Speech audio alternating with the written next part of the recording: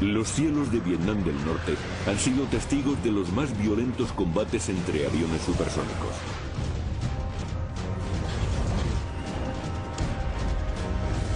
Entre derribo y derribo, un piloto norteamericano arriesgaba su vida tratando de conseguir un codiciado título: ser el primer as de la Fuerza Aérea en la Guerra de Vietnam.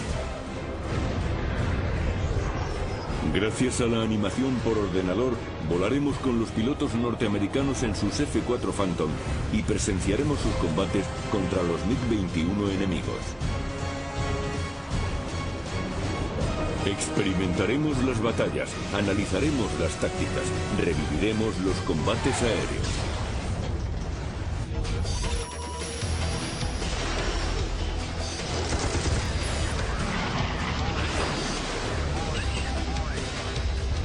Combates aéreos, infierno sobre Hanoi. 16 de abril de 1972.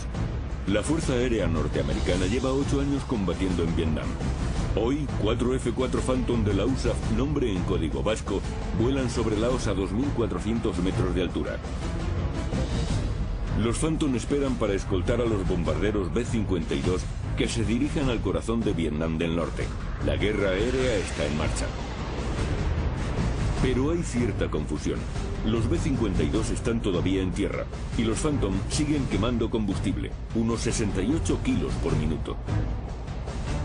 Para reducir la resistencia, el jefe de la escuadrilla, Fred Olsted, ordena desprenderse de los depósitos suplementarios centrales, ya vacíos. Pero su escaso peso hace que gasten mucho combustible. Los pilotos de Phantom saben que no se puede hacer nada para impedir que un avión como este acabe con todo el combustible.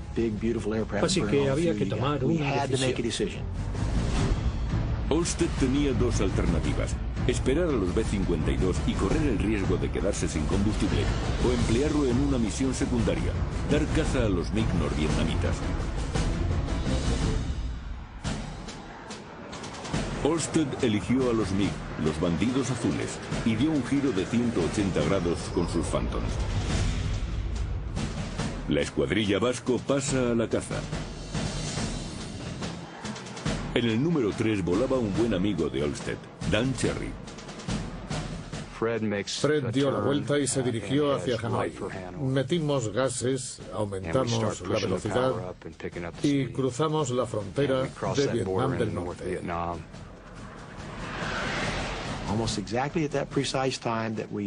Casi en el mismo momento en que entramos en Vietnam del Norte, mi copiloto descubrió dos bandidos azules. Las conversaciones por radio de los vascos fueron grabadas, práctica experimental en aquellos combates.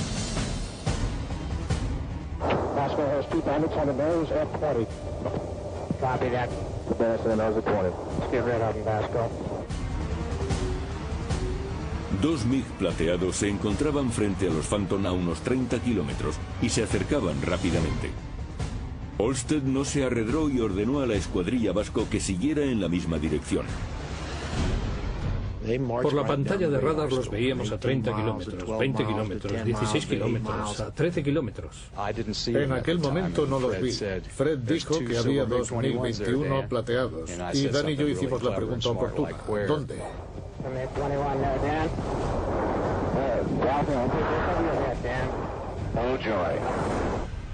Cuando los bandidos azules estuvieron cerca, se inició el combate. Olsted y su punto se prepararon para darles caza. Subieron con los Phantom y luego viraron 180 grados. Maniobraron para situarse por encima y por detrás de su adversario buscando posición de disparo. Cherry y su punto le seguían a las 6 protegiendo a Olsted. Pero entonces Cherry descubrió a un tercer enemigo, un MiG-21 camuflado que se acercaba por la espalda de Olsted. Habíamos virado 90 grados cuando mi punto, Greg Crane, vio al MiG justo frente a nuestro morro. Los norvietnamitas les habían tendido una trampa y el jefe de la escuadrilla, Fred Olsted, era el objetivo. Estaba a punto de iniciarse un combate legendario. Una batalla que marcaría un punto de inflexión en los combates aéreos en Vietnam. Los estadounidenses vuelan sobre Vietnam del Norte por primera vez en 3 años y medio. En octubre de 1968, con el objeto de aliviar las hostilidades y lograr que los norvietnamitas se dispusieran a negociar, el presidente Johnson ordenó que no se bombardeara más allá de la zona desmilitarizada que separaba Vietnam del Norte de Vietnam del Sur. Vietnam del Norte aprovechó ese cese de los bombardeos para aumentar su capacidad militar. En 1972 estaban preparados para organizar una gran ofensiva y enviaron cientos de miles de soldados y muchos blindados por la ruta de Ho Chi Minh. Habían acumulado aproximadamente 200.000 soldados al norte de la zona desmilitarizada, o sea, 20 divisiones y 600 carros de combate. Para hacernos una idea, esos eran aproximadamente los efectivos del ejército alemán en la batalla de las Ardenas. En marzo, los norvietnamitas cruzaron la zona desmilitarizada.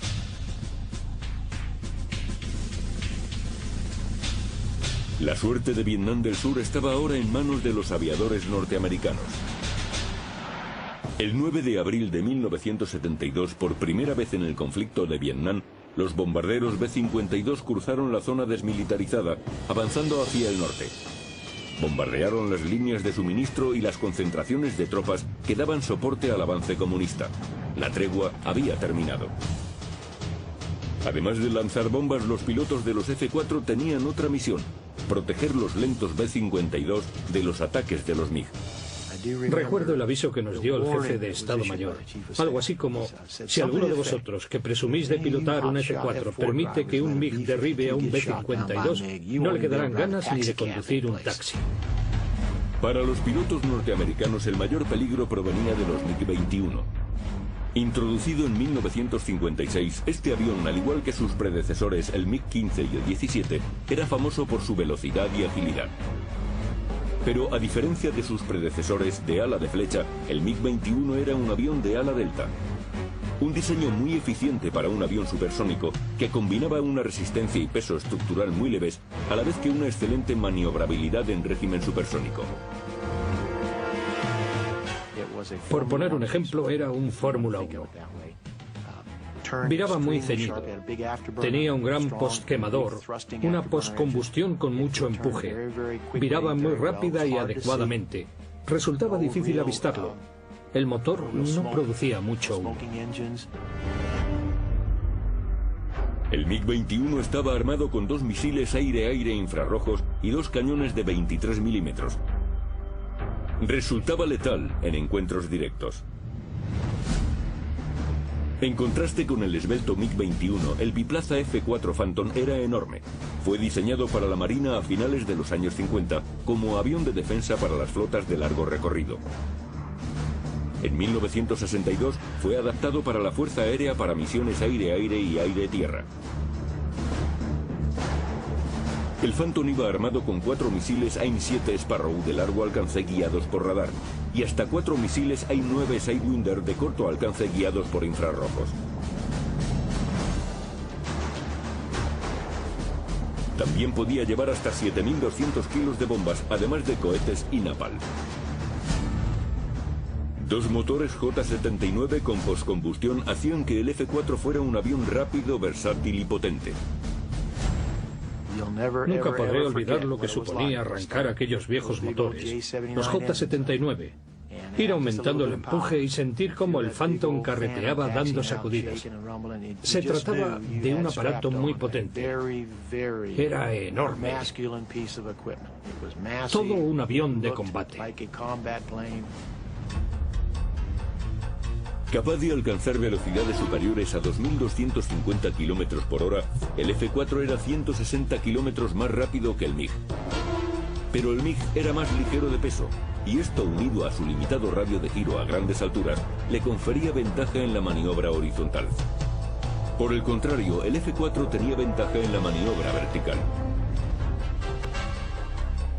Los norvietnamitas respondieron a las incursiones de los Phantom y B-52 estadounidenses. Si sus técnicas tradicionales era picar, atacar y subir, viraban ahora para enfrentarse a los norteamericanos. El cielo se teñiría de sangre. Fred Olsted y su punto estaban en medio de una escaramuza. Habían caído en una trampa tendida por dos MiG-21 plateados.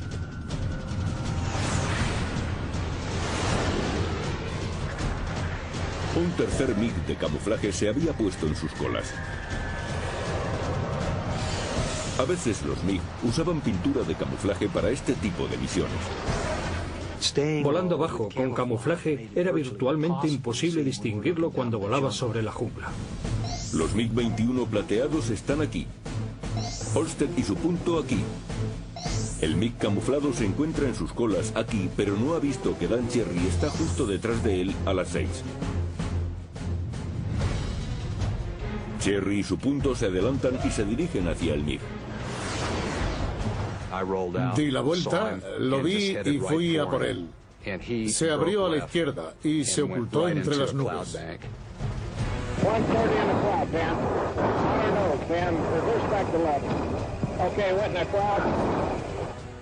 En Vietnam era muy peligroso volar entre las nubes. Y aquel día pensé, no quiero meterme entre las nubes, pero tampoco quiero perder esta oportunidad. Para un piloto norteamericano en los cielos del sureste de Asia, una nube podía ser una trampa mortal. Los operadores de radar vietnamitas podían rastrear los F-4 a través de las nubes y lanzarles un misil tierra-aire. Los F-4 eran capaces de detectar electrónicamente el lanzamiento de un misil SAM, pero no podían evitarlo visualmente. También existía el peligro de una colisión en el aire. Cherry y su punto conocían bien esos riesgos. Los aviadores norteamericanos volaban entre una peligrosa neblina, pero prosiguieron el ataque.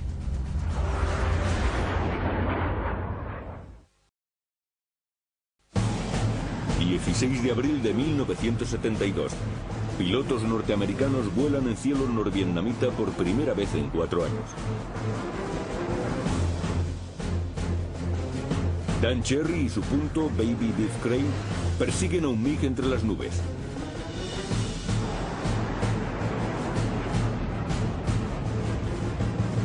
La visibilidad es nula, la peor noticia para un piloto.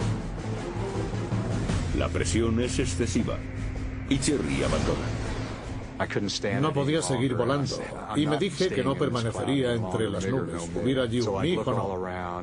Miré a mi alrededor y mi punto me confirmó su posición. En aquel momento nos pareció que habíamos perdido a aquel avión. De repente Baby Beef gritó por radio. MiG a las 2 a 1200 metros por arriba subiendo a la derecha. Casualmente, el MiG cruzó el banco de nubes justo frente a él.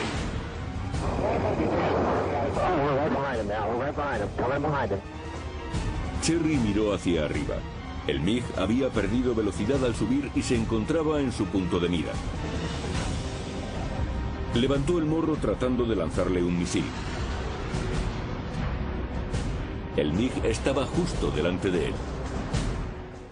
Cuando la situación parece estabilizarse, el tiempo se ralentiza. Cherry oyó el sonido que esperaba.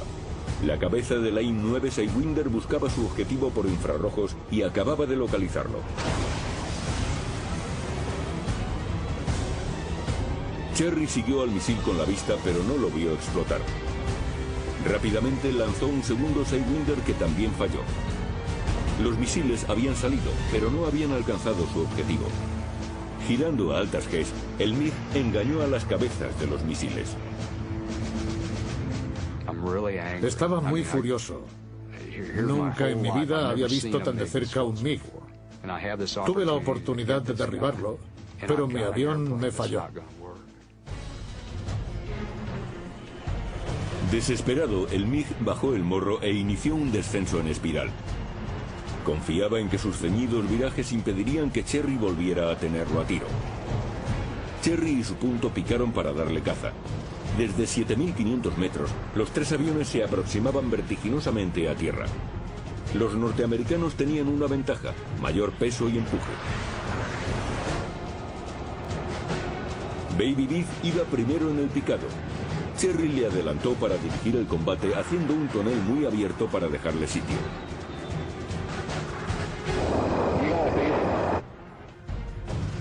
Biff no pudo usar los Sidewinder de infrarrojos.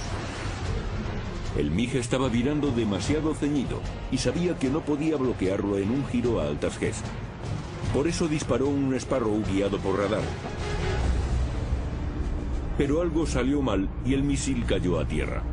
Entonces disparó otro y lo vio salir, pero cayó dando vueltas hacia la derecha. El tercer misil que disparó siguió correctamente al blanco y entonces dijo, vaya, este promete. El tercer misil de Biff salió lanzado. Era otro Sparrow guiado por radar. El Sparrow siguió obstinadamente al MiG en su descenso. El MiG se abrió bruscamente a la derecha. El misil de 225 kilos debía seguir su trayectoria, pero lo rebasó sin detonar. Cherry y Biff habían lanzado 5 misiles, pero todos habían fallado. Se trataba de un problema que acuciaba a la Fuerza Aérea desde que empezó la guerra. El AIM-9 Sidewinder de guía infrarroja fue desarrollado a mediados de los años 50. La primera generación tuvo muchos problemas técnicos. Los misiles eran susceptibles a interferencias de las nubes y la lluvia, y con frecuencia se bloqueaban con fuentes de calor naturales como el sol. Con un alcance efectivo de 3 kilómetros, el Sidewinder era empleado preferentemente contra objetivos a corta distancia. Su contrapartida de larga distancia era el AIM-7 Sparrow, cuyo alcance máximo 45 kilómetros era mucho mayor que el del Sidewinder. Introducido a finales de los años 50, el Sparrow usaba guía de radar en lugar de infrarrojos y debía ser dirigido hacia el blanco por el oficial de radar del F-4. Pero el Sparrow era prácticamente inútil contra blancos que maniobraban rápidamente. Su radio de giro era inferior a 1500 metros. Durante la guerra se produjeron más de 200 intentos fallidos de lanzamiento de misiles Sparrow. De los que llegaron a salir del avión, solo un 1,1 alcanzó su objetivo. Es decir, 11 aciertos por cada 100 disparos. Los aviadores del Phantom tenían otro problema. Los pilotos de la Fuerza Aérea, al contrario que los de la Marina, recibían poco o ningún entrenamiento para maniobrar en combate contra un adversario pequeño y ágil como el MiG. ¿Qué es lo que aprendí sobre los MiG en mis entrenamientos? La respuesta es muy sencilla, prácticamente nada. Las prácticas de combate no se realizaban contra aviones distintos. Practicamos con otros Phantom que, por tanto, tenían las mismas características que nuestro avión. El entrenamiento aire-aire lo recibíamos de forma clandestina. Cuando volábamos en una misión de bombardeo o en otra de navegación por radar a baja altura, ahorrábamos un poco de combustible para luego enfrentarnos unos contra otros. Por eso el entrenamiento más útil lo hicimos por nuestra cuenta. Dan Cherry estaba inmerso en su primer combate contra un MiG-21 auténtico. Era su primera lección y la más dura. Tuvo que afrontar la situación. 2 de sus misiles habían fallado, pero estaba decidido a derribar el MiG. Puede que parezca extraño, pero pensé en embestirlo. Fue un pensamiento repentino, fruto de la circunstancia. No quería dejar que se me escapara. El MiG perdió velocidad en el viraje. Cherry y Biff subieron verticalmente para no sobrepasarlo. Cuando cayeron de nuevo sobre el MiG, Cherry solicitó ir en cabeza.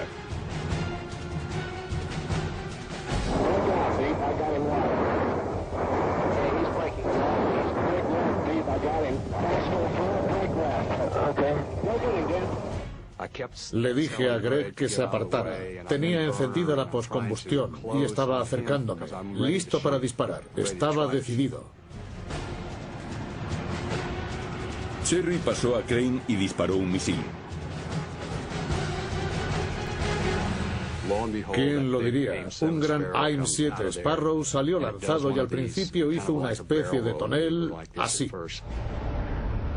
El Sparrow parecía que iba a perder el objetivo, pero para alivio de Cherry siguió el invisible rayo del radar hasta el blanco.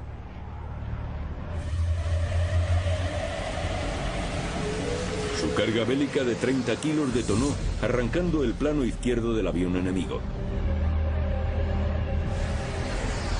Cherry pudo ver cómo el avión caía a tierra convertido en una bola de fuego.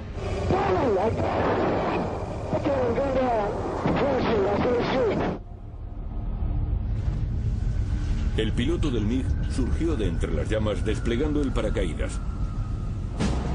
Cherry pasó junto a su derrotado oponente. Me desvié un poco para no arrollar al piloto del MiG que caía en paracaídas. Pasé a unos 150 metros. Recuerdo una de sus piernas sobresaliendo en ángulo recto. También me fijé en el traje de vuelo. Era negro. Dan Cherry había derribado su primer MiG.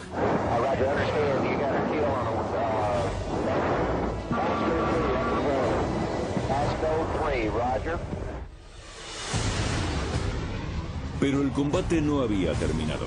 A 15 kilómetros, un buen amigo de Cherry, Fred Olsted, estaba dando caza a 2 MiG-21 enemigos. Era la misión de su vida. No había duda de que íbamos a mantener un combate aéreo muy duro y que algunos no volverían a casa.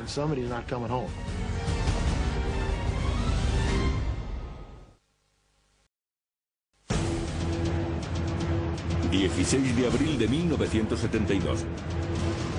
Phantom norteamericanos combaten contra MiGs norvietnamitas en la más terrible batalla de la guerra aérea.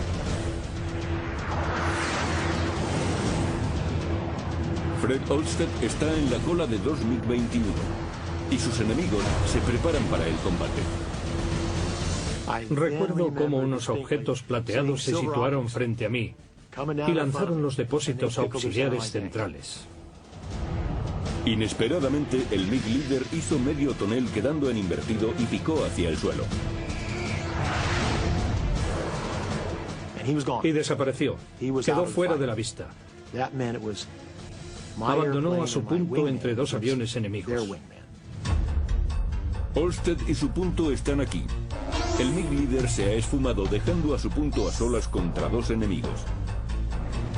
Olsted se prepara para disparar.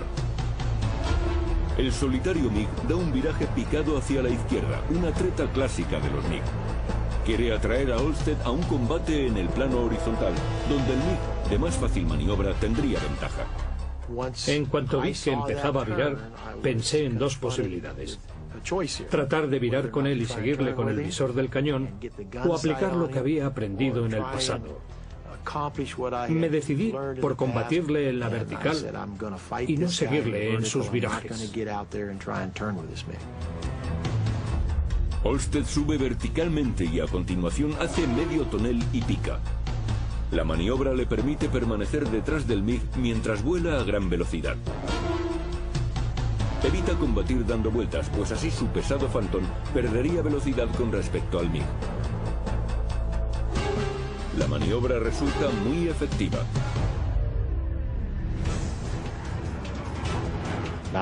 Aceleré picando. La gravedad estaba a mi favor. Aproveché el aumento de velocidad para aproximarme aún más. Olsted y su punto repitieron la maniobra varias veces. El horizonte giraba ante sus ojos mientras maniobraban en busca de la posición adecuada.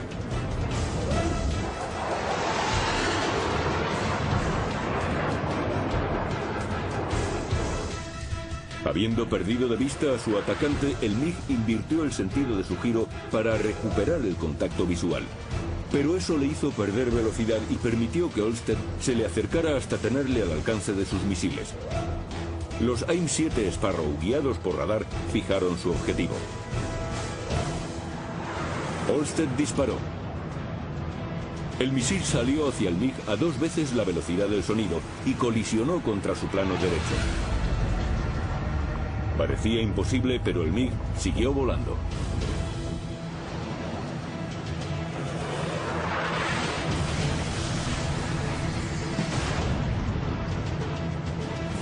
No sé si el misil detonó parcialmente o es que el impacto le cegó el ala.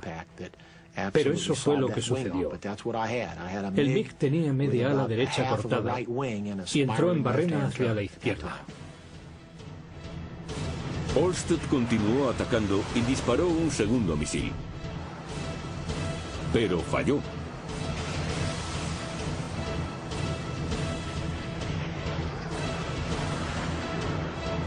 Probó después con un tercer Sparrow.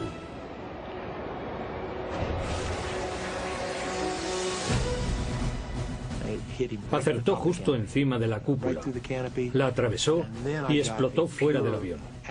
Parecieron dos explosiones nucleares en miniatura. El MiG cayó en espiral justo delante de nosotros.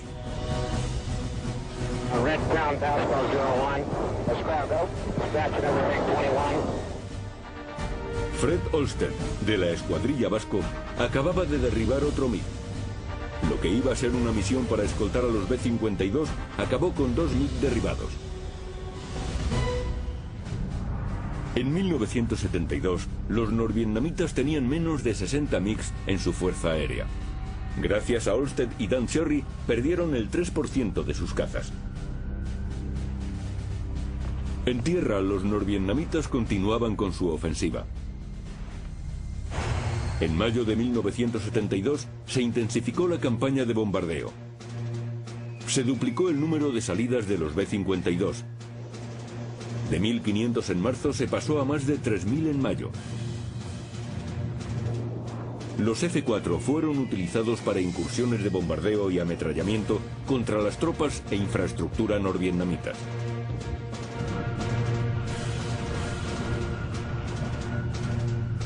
La nueva ofensiva aérea fue llamada Operación Linebacker. Intervinieron muchos más aviones. Fue una campaña masiva que probablemente hizo más daño a Vietnam del Norte en solo 2 semanas que durante el resto de la guerra. El objetivo estratégico era doble: detener la ofensiva de los norvietnamitas y llevarlos a la mesa de negociaciones de París. Entre los pilotos norteamericanos, incluyendo al capitán Steve Ritchie, aumentó la motivación para conseguir la victoria. Después de salir como número 1 de la Academia de Vuelo, Ritchie sirvió durante un año en el sureste de Asia, en 1968. Más tarde regresó a Estados Unidos, donde fue uno de los más jóvenes instructores de vuelo de la historia de la Fuerza Aérea Norteamericana. En 1972 volvió de nuevo a Vietnam. No creo que fuera justo quedarte en casa, dándote a la buena vida, mientras tus amigos y colegas luchaban en Vietnam. Steve Ritchie consiguió derribar a 2 MiG en las primeras semanas de la Operación Linebacker. Uno el 10 de mayo y otro el 31 del mismo mes. Ritchie demostró ser un gran piloto de caza. En junio, aún dentro de la Operación Linebacker, Ritchie dio soporte en docenas de misiones de ataque a tierra.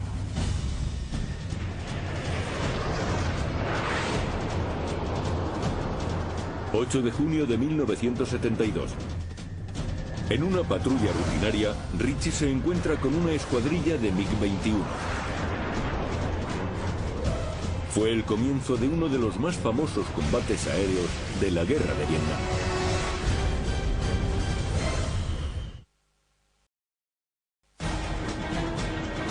8 de julio de 1972. El piloto Steve Ritchie dirige una escuadrilla de 4 Phantoms bautizada como Paula en una misión de combate sobre Vietnam. Participan en la Operación Linebacker, la mayor campaña de bombardeo de la guerra. Su cometido es proteger a los B-52 de los ataques de los MiG. La inteligencia estadounidense había pinchado la red de comunicaciones del enemigo, un golpe maestro que significó el éxito de la Operación Linebacker. Escuchaban las comunicaciones entre los pilotos y el control de tierra, así que sabían dónde estaban y lo que hacían. Un día que Ritchie y la escuadrilla Paula se dirigían hacia Hanoi, recibieron una llamada por radio. Había MiGs volando por debajo de ellos. Ritchie descendió en busca del enemigo. No pudo encontrarlos, pero podían estar cerca. Inmediatamente les llegó otro aviso por radio. Recibí una llamada indicándome que nos tenían a la vista y que estaban preparados para disparar. Esa información, como poco, tenía de 40 a 60 segundos de retardo y seguíamos sin verlos. Eso nos inquietaba. Si seguía volando en línea recta, ofrecería un blanco fácil. Ritchie emprendió una acción evasiva dando un viraje ceñido a la derecha. Recibieron otro mensaje por radio. Este era apremiante. 2 MiGs, 3 kilómetros al norte. Los MiGs se encontraban a las 6 de Ritchie, en zona idónea para disparar, pero seguía sin verlos. Lo mejor que podía hacer Ritchie era virar directamente en su busca. Giró 180 grados por la derecha hacia el invisible enemigo. Lo buscaba constantemente con la mirada. Al fin, durante una fracción de segundo, divisó a un MiG-21. Volaba a casi 1000 kilómetros por hora. Pasamos a unos 300 metros el uno del otro, a unos 965 kilómetros por hora. Íbamos en subsónico a una velocidad combinada de 1900 kilómetros por hora. Llegué a distinguir al piloto en su cabina.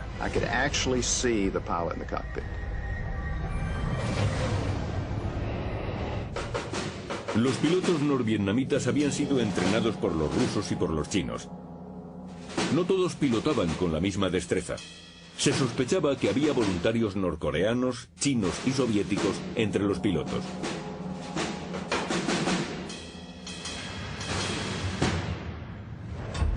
Ritchie sabía que había otro MiG en el aire.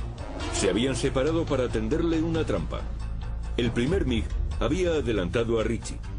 Si este le seguía, el segundo MiG se pondría en su cola. Pero Ritchie no cayó en la trampa. Perdió altura y esperó a que apareciera el segundo MiG. Y cuando lo hizo, llegó el turno de Ritchie. Dio un viraje muy ceñido a la izquierda de casi 7 Gs que le pegaron a su asiento. Procuró no perder de vista al segundo MiG, pero este se abrió a la derecha. Una maniobra poco ortodoxa. Me sorprendió perder de vista al segundo MiG en medio del viraje. Estaba girando a la derecha. Y la mayoría de nosotros, los pilotos de caza, preferimos virar a la izquierda. Es lo normal entre nosotros. Es más cómodo hacer esto que hacer esto otro. Los dos aviones se dirigieron entonces el uno contra el otro, tratando de cruzarse de manera que pudieran apuntar sus misiles. Ritchie necesitaba colocarse detrás del MiG. Hizo un viraje muy ceñido y el MiG le adelantó. Ahora Ritchie estaba en la cola del MiG. Fue una maniobra acertada. Ritchie salió bruscamente del giro y consiguió capturarle con el radar. El radar necesitaba 4 segundos para conseguir la información que el misil requería. 1001, 1002, 1003, 1004... Es un tiempo muy largo. Apreté el disparador, pero no pasó nada. El misil tardó 1,5 segundos en salir del rayo. Ritchie disparó un segundo misil. Con frecuencia, los pilotos lanzaban varios Sparrow debido a sus frecuentes fallos. El primer misil dio de pleno en el MiG. El segundo atravesó una bola de fuego. La explosión lanzó los restos por el aire. Ritchie iba directo a ellos. Se desvió bruscamente para evitar los trozos metálicos, pero fue demasiado tarde. Los restos alcanzaron su ala izquierda, desgarrándola. Ritchie se aferró a la palanca. El Phantom había acusado el impacto. Ritchie metió gases a fondo. El combate proseguía, y su número 4, Tommy Fischel, tenía un MiG a su espalda.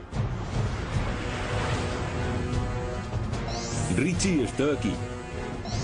Tommy Fischel aquí, virando ceñido con un MiG que seguía sus pasos.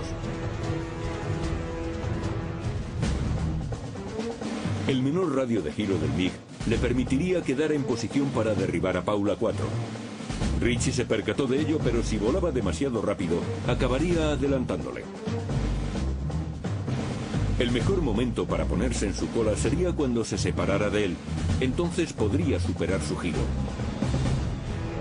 El número 4 y el MiG pasaron por delante de él. Había llegado el momento. Ritchie se abalanzó sobre el enemigo. El MiG era ahora el cazador cazado. Cuando el piloto del MiG vio a Ritchie, abortó la persecución, se abrió bruscamente y picó.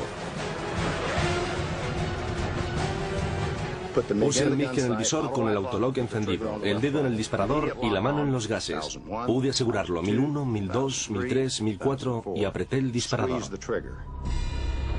El Sparrow de 4 metros salió del Phantom a 1900 kilómetros por hora. El misil se abrió a la derecha y entonces, como una lanza, se hundió profundamente en la panza del MiG.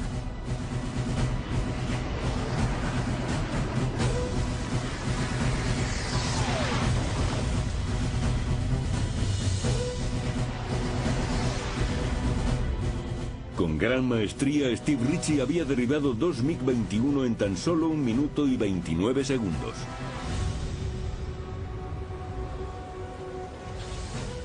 Todo lo que había estudiado y aprendido durante 30 años dio sus frutos en aquel día, en aquel instante. Sin duda, es la misión por la que más orgulloso me siento.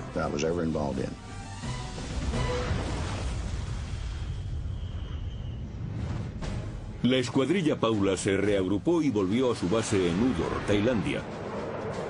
Nada más llegar empezaron a celebrarlo.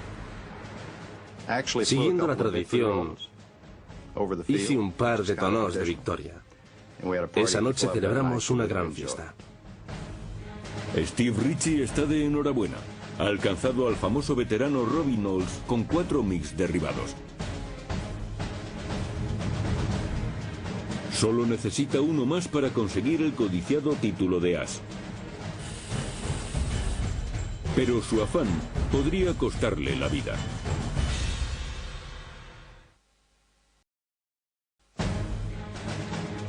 El derribo de 2 MiGs el 8 de julio de 1972 fue celebrado como uno de los mayores éxitos de la guerra. Solo le faltaba una victoria para convertirse en el primer y único as de la Fuerza Aérea en la guerra de Vietnam. Todos estaban a la expectativa, porque la Marina ya tenía un as, y la Fuerza Aérea no. Había mucha presión. El 28 de agosto de 1972, Steve Ritchie dirigía una escuadrilla de 4 Phantoms denominada Buick. La misión estaba a punto de acabar cuando le informaron que había MiGs en el aire. Estaba al noroeste de Hanoi y empezaba a escasear el combustible. Unos MiGs volaban por el suroeste y se dirigían hacia Hanoi. Como líder de la escuadrilla, el Phantom de Ritchie estaba equipado con una pequeña caja negra de gran importancia en el combate contra los MiGs. La APX-81, oficialmente conocida como Combat Tree o Árbol de Combate, llamada por los pilotos simplemente Tree. Era un sistema de transponder IFF para identificar a los aviones como amigos o enemigos. Todos los aviones militares llevan transponders que envían y reciben información desde el control de tráfico aéreo. Podría decirse que es un equipo para identificar a los aviones enemigos.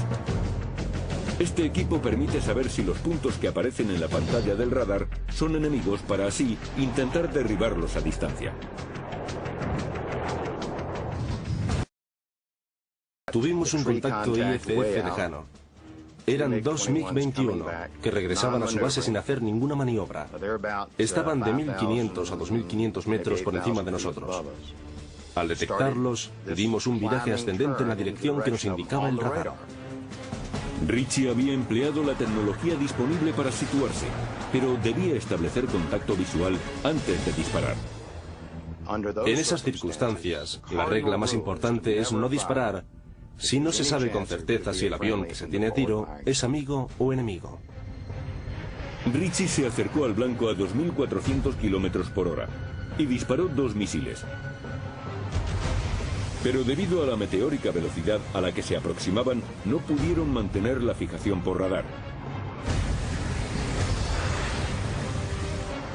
Rebasaron a los MiGs sin causarles daño. Sin embargo, el adversario no tomó ninguna acción evasiva. Pretendían alcanzar su base en Hanoi para entrar en la zona defendida por su artillería. Ritchie debía actuar con rapidez si quería derribar un avión. Los MiG se aproximaban de frente a los F-4 que estaban ascendiendo. Ritchie ordenó abrirse a la izquierda. Dieron una vuelta de 180 grados y consiguieron ponerse en la cola de los MiG. Volaba en supersónico, a 1.2 de Mach. Ellos iban en subsónico y mi radar bloqueó a uno de ellos. Disparé 2 misiles. El primero le pasó al MiG por la derecha. El piloto se abrió a la izquierda, lo que dejó abierto el camino para el cuarto misil. La brusca maniobra hizo perder velocidad al MiG y cayó dentro del dominio efectivo del Sparrow.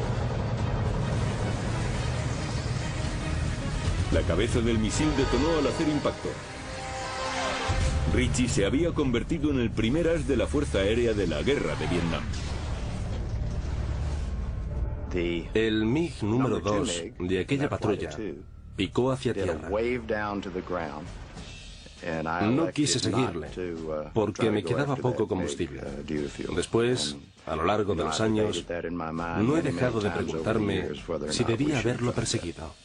Ritchie y la escuadrilla Buick se dirigieron a territorio amigo, hacia el sur.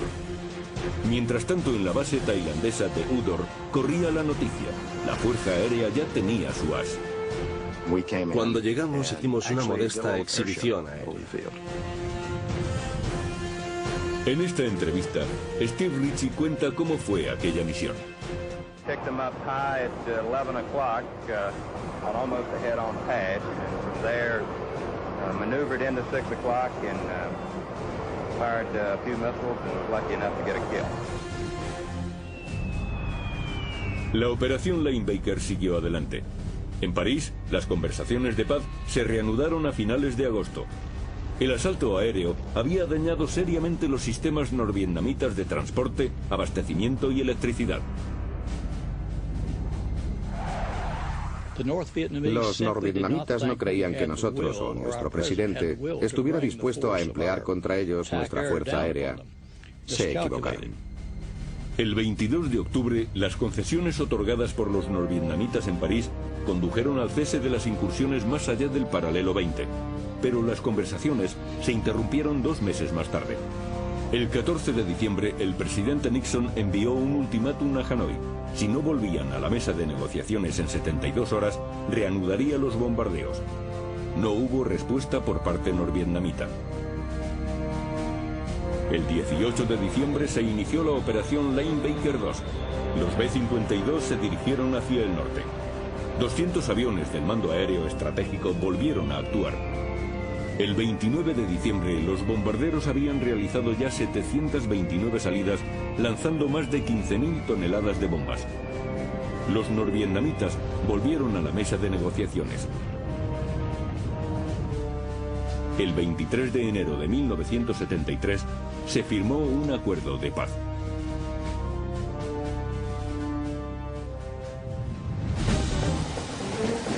Debido en parte a la intervención de los Phantom, la guerra de Vietnam llegó a su fin. Los pilotos norteamericanos habían derribado 193 MiGs, sufriendo 89 pérdidas.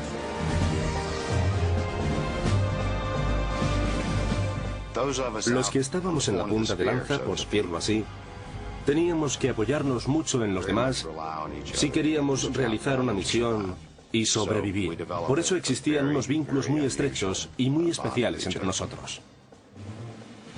Cuando nos asignaban una misión, preparábamos con antelación hasta el último detalle y la ejecutábamos a la perfección. Y si luego conseguíamos derribar un par de MiGs, entonces se convertía en una gran experiencia. Haber combatido contra los MiG es algo que recuerdas toda la vida. Te sientes muy honrado al formar parte de la élite de los pilotos de caza. Su estirpe se remonta a la Primera Guerra Mundial, se consolidó en la Segunda y se perpetuó en la de Corea y guerras posteriores. Los hombres que han conseguido victorias combatiendo en el aire forman un grupo muy ilustre. Es un honor y un privilegio pertenecer a él.